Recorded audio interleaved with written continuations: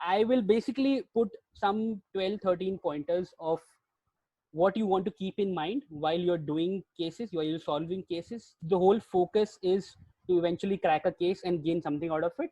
So before we start, I think the fundamental question of anyone doing case competitions should be, what is your motivation of doing a case competition? Okay, I know this may sound very theoretical, but this is very, very important, because see, like I mentioned here, these are like 30 case competitions. Okay, you have, and these are all floated in like a span of 2-3 months. Even if you are a super brilliant student and you are good with the time management skills, you cannot attempt all these, or you cannot do well in all these. Okay, it's a Herculean task. But it is important that what is the motivation of doing a case competition. For example, my motivation of doing a case competition was not to earn money, even though I ended up earning over 1.5 lakhs of cash prize while winning these case competitions. Because, for example, a HUL IT reboot had a 75k cash prize for the first team. So like I got a 25k, we got a three team. But it's not about money. It can be about securing a PPI in any of these case competitions, which can eventually land you a marketing job. Or it can be that you have a CV, you understand, you want to add some points to your CV to make it look more like practical in knowledge, because case competition is purely practical knowledge, right? This is where you actually put your theory to stuff. No matter how good grades you have in your marketing courses while you do it, while you do that in your MBA, this is actual practical learning. And if you're able to crack cases well, you are able to talk about those cases in the PI interviews as well. For example, if you're sitting in a Marico interview, and if someone, if the interview asks, did you attempt the Marico over the wall case study? If you attempted, even if you not won it, okay, you are able to talk through that problem. What was the structure you followed? What is the eventual outcome which came? Why didn't you think you win? What was the case which the team which won, etc., etc.? So it gives you a lot of ammunition to talk about marketing, which is very, very important in cases where folks who do not have a prior marketing experience, number one. Okay, folks who do not who are freshers basically. Okay, who have not done marketing, and they've only taken marketing courses, they have not done marketing at all. This is your way of signaling to the eventual recruiter that, hey, I was able to solve this marketing case problem, hence I'm a good fit for this. Okay, so my motivation of doing case competition was that I did not get a summer internship in a marketing firm, okay, because of XYZ reasons. I had a lot of work, etc., etc.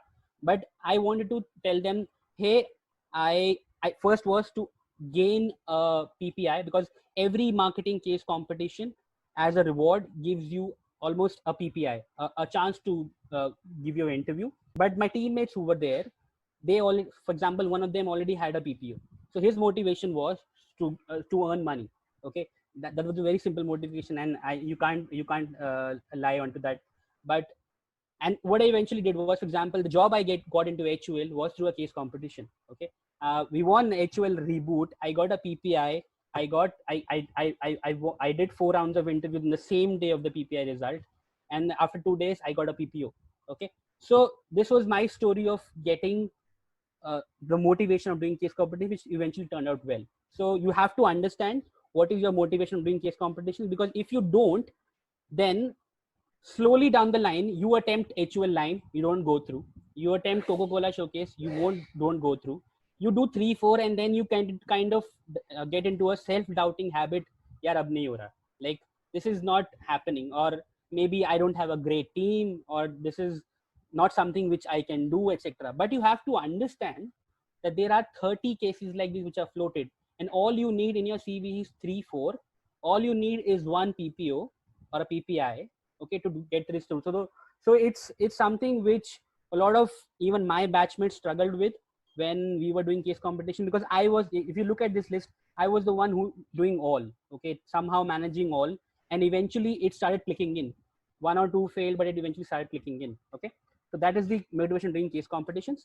You do not underestimate the power of a good team. So what is a good team? Basically, a good team is not something which has all 4 ace marketeers with you. No, that is not a good team.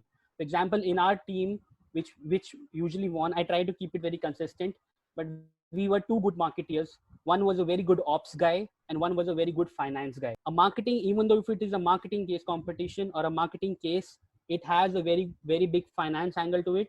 It has a very big execution angle to it, which will require a skill set of an ops guy, or a guy who's what we call as jugadu, or guy who can think stuff on the ground. Okay, only marketing strategy won't work here. Okay, so it matters a lot. uh, Choose your battles wisely, because as I told you, like, there are 30 case competitions. Some float like on a single day you can get 3 emails. Hey, TBL is floating case competition, HUL Lime is doing it. You have to basically pick and choose what you want to do in the constraint. This is specifically true for students who are currently in the campus, because you won't have that kind of time width to basically do all. But I will show you how, even if by doing a minimal stuff, you can probably go through. Okay, and just mind you, even though here, if you talk about a resume point, a resume point of winning a Vodafone, or even winning a campus level Vodafone challenge, is equivalent to winning a HUL Line campus. Okay, because it's at the end of the day a resume point which is there.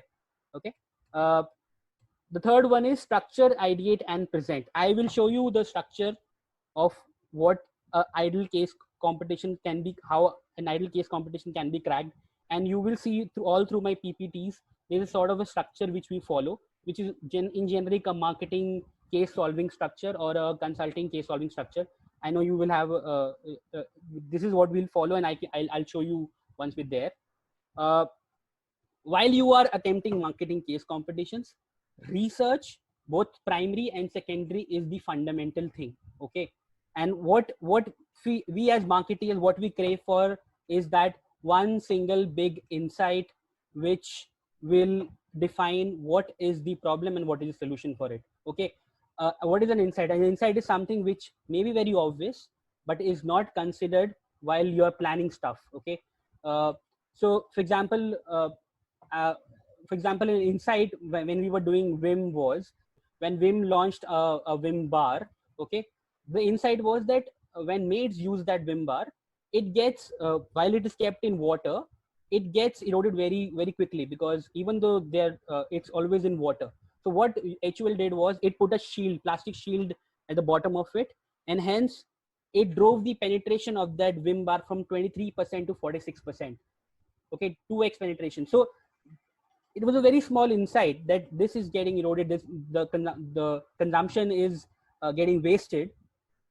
Simple insight which came out of basic research. So while you are there, every case competition, even if it states or does not state, you have to mention the primary and the secondary research what you did in your cases.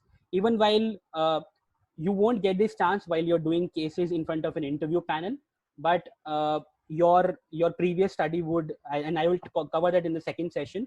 But uh, it's important that you do consumer interviews. Okay, even if you don't do, you showcase it on the paper. Okay, you talk to students within your campus if you can't go outside, but you drive some sort of insight out of the consumer work you do. Okay, uh, number fifth is don't just state, go deep. For example, I have seen a lot of cases solutions who didn't go through.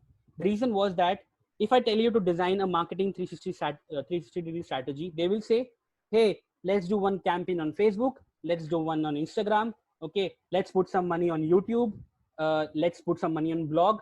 They will cover all the channels. Okay, but they won't go to the depth of what will the campaign look like, what is the execution strategy, how much money do you put in there. Okay, for example, we went to a depth of even creating hashtags for that particular channel. Okay, what sort of a Facebook group should I target? We created sample posts.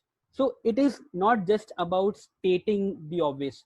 Everybody, the people who are judging your presentations, they know these channels exist, they know they can be leveraged, but you have to go very deep down into every sort of aspect of your marketing strategy. For example, if you're saying do in-store advertisement, okay, this is a very simple sort of suggestion which you can give in one slide, but what do you do? We went to an extent of creating what do you call it, standees, which you see right in the stores. What kind of a standee can look like? This is an initial design of what a standee can look like. So what I'm trying to say is think end to end. Don't just state stuff for the sake of doing it. Okay, this can be planned this way, this can be planned this way. try to execute as much as you can, and the effort will show. Okay. The sixth one would be manage your width. Basically, as a marketeer, because it's such an exciting field and there's so many options available, you can start saying that, okay, advertise on Quora, okay, put this money on YouTube, let's do Pinterest, let's do Instagram. You can do all, but one thing you have to realize is that uh, a marketeer or a brand manager will have X amount of money with them. Okay, they something we call as BMI, brand marketing spend. Okay, I cannot put all this money everywhere. Okay, a lot of cases specify you that this is the budget cap you have, but while you're designing your campaigns, you have to make sure you manage your width. Okay, you have to prioritize. Even if you say, okay, these are the 10 solutions you want to do, at the end of the day, you need to prioritize your solution. Okay, if I have to go with top 3, these are the top 1, 2, and 3 I will go, and then the rest will follow if we have more money. Okay, so prioritize the solution well, avoid the problem of plenty. Seventh is back it up with numbers. Everything you state is an opinion and not a fact unless you're backing it with a number. And marketeers don't work with opinions. Okay, no matter how much opinion, what sort of an opinion we have about a brand or a category or a consumer, we will not move a penny if it is not driven by data. Okay, and data can come through your secondary research, data can come through your primary research. Okay, so it's very, very important. 8, I talked about the idea of going end to end, and I'll show you how we did end to end. Videos, artworks, proof of concepts, okay, pack redesigns, etc. These are all the things which we did while our journeys to the case competition, which eventually helped us stand out. In marketing, we have a concept of point of parity, point of differentiation, right? Point of parity for everyone is great, giving a very great insight, giving great ideas, giving great plans.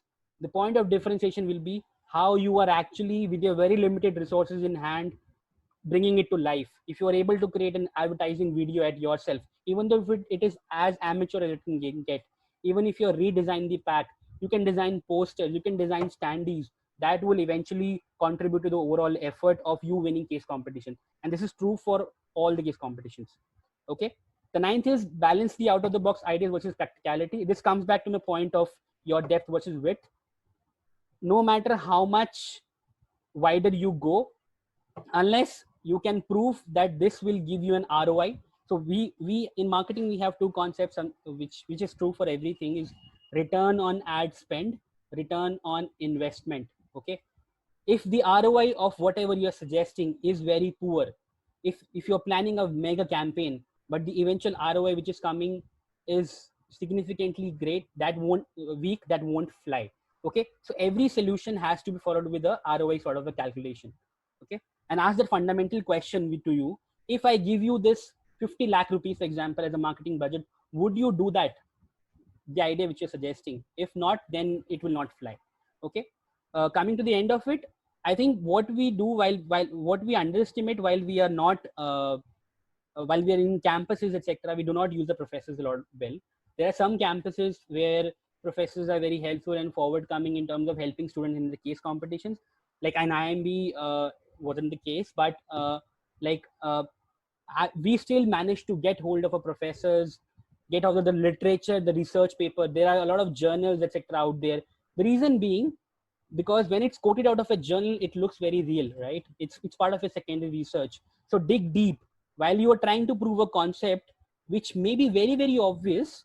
You, in order to prove that, dig deep into journals, etc., cite them in your work. Okay, and then kind of prove that, oh, hey, this works. Okay, and this is something which is flying. uh, and finally, don't compromise on company values and ethics. While you are attempting a case competition, go through the company website and just see what their ethos is, what the company stands for, and what it is trying to do as a vision. Even though the problem is very different from what the problem you're trying to solve in the case is very different from the company you are attempting, but understand, for example, if a Tata, if it's a Tata, no matter how lucrative the proposition you are giving, if it is not ethical, if it does not follow their ethos, they will reject you in and out, even if the ROI is 100% more than the other solution. So just while you're attempting case competitions, just try to glance through the company website, etc., and see what they stand for. And if you're able to bring those key points, key ethos of the company, etc., into your work or your case presentations, you will eventually attract the attention of the people who are sitting and looking at the case competition, your case solutions. Okay. And finally, this is don't globe, don't gas. This is not your end-term project. This is very practical learning to be done. Okay. And no matter how much theoretical stuff you put in there, unless you're able to back with what I told you, execution, ROI, numbers, financials, etc., you cannot win a case competition. Okay. And you cannot crack marketing cases at all. Okay.